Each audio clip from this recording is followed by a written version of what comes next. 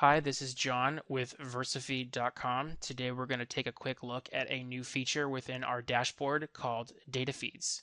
So let's go ahead and log in. Okay, here we are on the VersaFeed.com homepage. Let's go ahead and click Client Login. Then we'll go ahead and log in with a demo account. If you don't have an account, you can contact your VersaFeed account manager and they will set you up with a login. Okay, so here you'll see there's a new area called Data Feeds. You can also get to that same area by clicking on the left under Product Data and then Data Feeds. They both will take you to the same place. So here's the main screen. What you'll see here is quite a bit of information. There's going to be a feed, a list of feeds, the most recent ones, for every shopping engine that you've signed up for.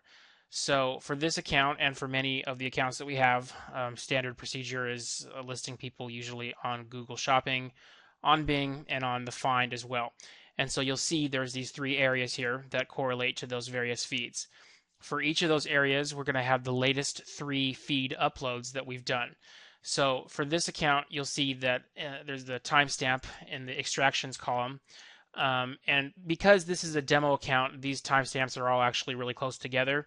Typically what you're going to see here is if you're on a 48-hour extraction cycle, you'll see something like Tuesday, Thursday, Saturday. If it's every day, you'll see Tuesday, Wednesday, Thursday.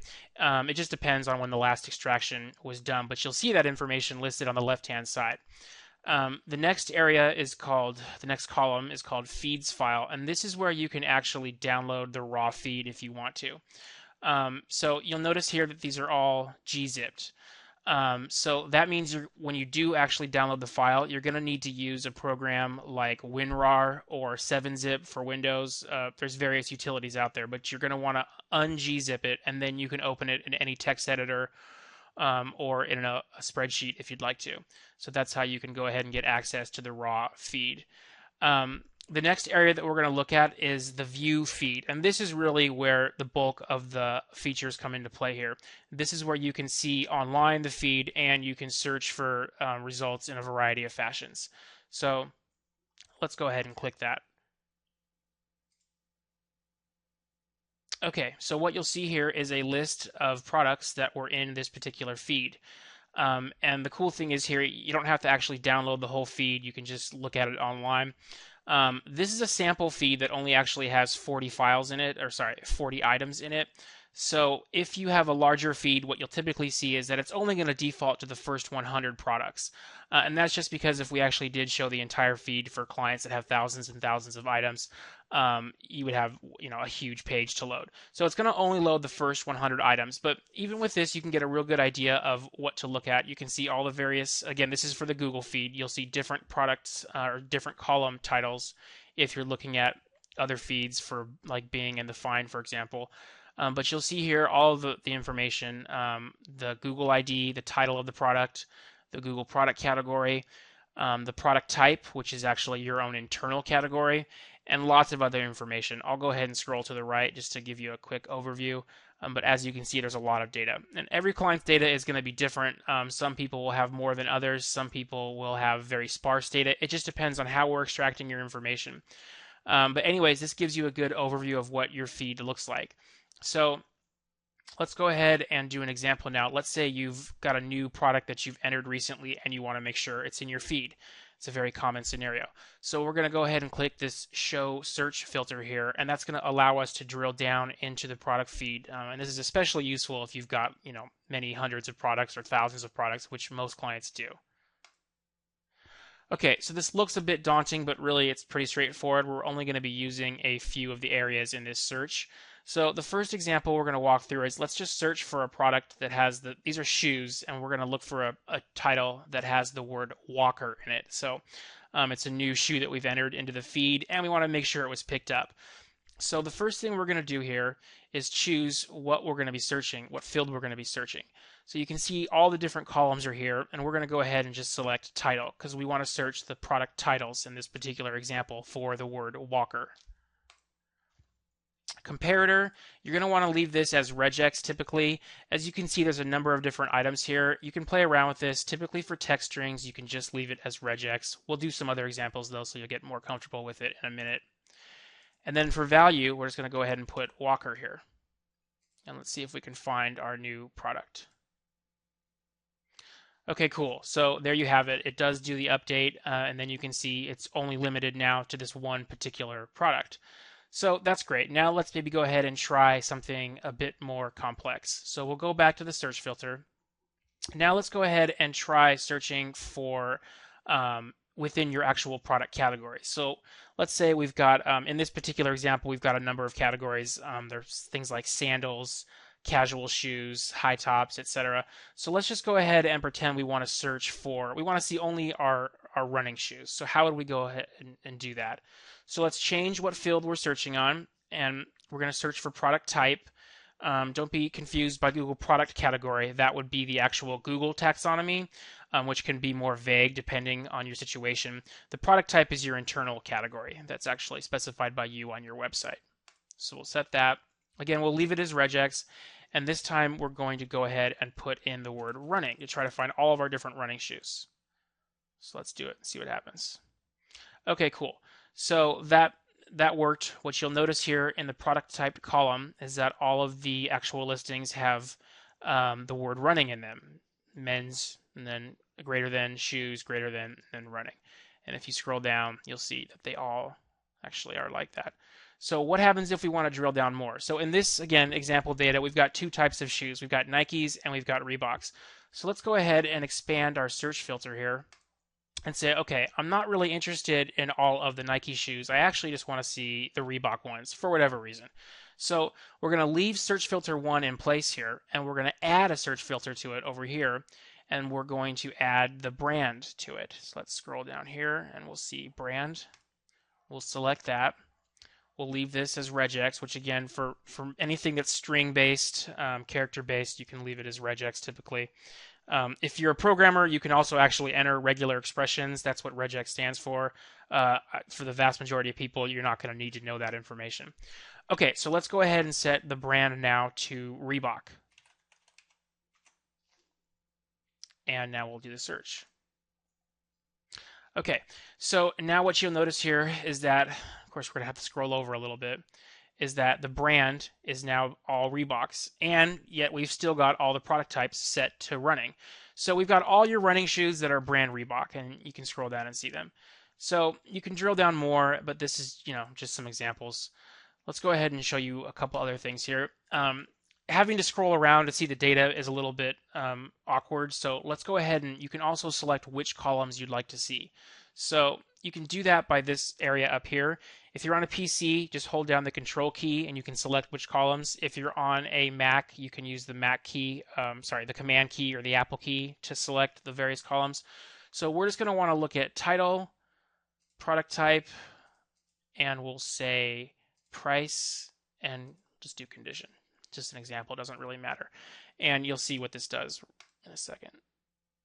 Okay, so cool. So now we've got a real concise list of what we're looking at. And again, this just allows you, if you're seeing weird data in your feed or you have questions about what's going on, you can drill down and take a real quick look at what's going on here.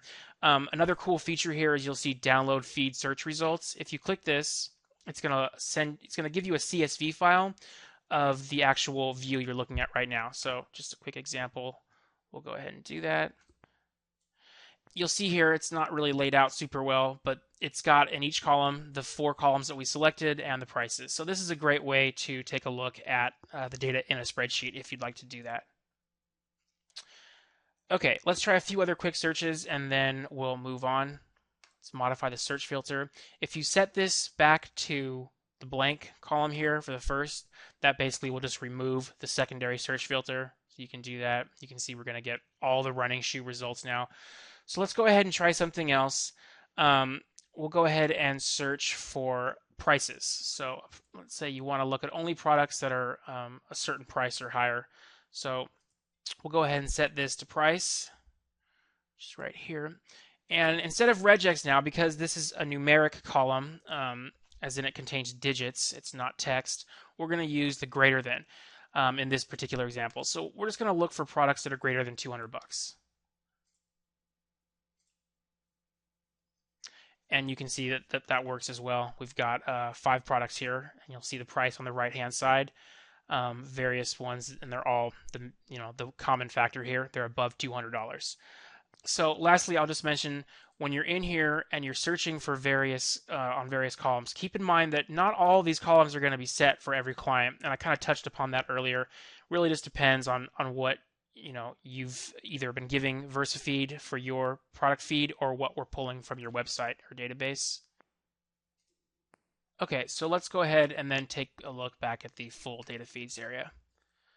So we've covered the view feed. Now let's take a look at a few other things here. There's these two little icons over here, and the first one's going to give us a report of the feed, and really it's just going to be kind of an overview, a snapshot of what we're seeing.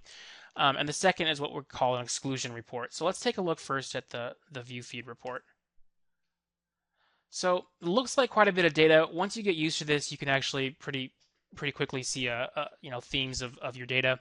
You'll see there's three sections here. There's feed meta info, which is a general description of the entire feed. You'll see field usage, which again is kind of an overview of how often you're using each of the fields or attributes in your feed. And then the third part you'll see is actually field details. So let's cover these one by one. Right off the bat with feed meta info, you'll see when the when the feed was created, how many items are in the feed, how many items are in stock, and you'll see a bit of information about the pricing information. We include the pricing info because a lot of the times you can tell pretty quickly if there is any kind of pricing issue by looking at the min and the max prices and what the average price is. Looking down at field usage, you're going to see a big list here along the top of each column, and this should look familiar from what we saw on the previous screen. All the various columns at the top here. And you're going to see how often we're using these. So, for example, GID, which is required for every single item in a Google feed, you'll see it says all. And that's because every single item in your feed for this particular feed has a Google ID or a GID set. You'll notice that all of these things are being used by all products. And that makes sense because all products need a title, they need a description, they need a Google product category, they need all this stuff. The first one you'll notice that doesn't have all is a G additional image link. And that's because in this example feed, we only have one image per product. So, and this is common for many retailers. So you'll see it says none there. There's more information here as well. But this is kind of an overview of how many attributes you're using and how often you're using them. So let's go ahead now and scroll down a bit to field details. So what you'll notice here is now we're taking a look at each column again, but in more detail. So you'll notice over here that we've got, for example, the title. And over in the far right column, you'll see various titles that we're using. In the description area, you'll see a very similar thing. And you'll notice here, though, that it says under items column here, it says the word all. And that means indeed that every item does have a description. You'll see, though, under unique values that we've only got 2. And that's because in this example feed, we only created 2 different descriptions. And those are listed on the right side here. A very popular Nike shoe and a, quote, sturdy Reebok brand shoe. That's simply because when we made this file, we didn't spend too much time making descriptions. But as you scroll down, you'll get a good understanding of the various attributes you're using and what's in them. Another good example is right here for product type. You'll see this contains the example feeds 4 different internal product categories. And as I was mentioning before, you'll see here there's various types of shoes listed here. So there's a lot of information here, but you can quickly kind of see if you're having problems with a particular attribute, you can get a snapshot of what that actually what information that attribute contains within this feed report. So we'll click back here. And then lastly, what we'll do is just note that there is an exclusion report here. So we haven't touched upon this. We're going to make a whole new screencast on what exclusions are, but essentially it's a simple way to remove products from your feeds. So for whatever reason, if you don't want to have an item in there, you can remove it. For this example, we haven't created any exclusion rules yet. So when you click on this, you're not going to see anything. There's a little X box that pops up here. If we did have exclusions, you'd see a full list of what products were excluded and what rules they matched, etc., etc. But for now, you're not going to see anything. Okay, and that's it. Thanks for watching our presentation on the data feeds area of the VersaFeed.com client dashboard.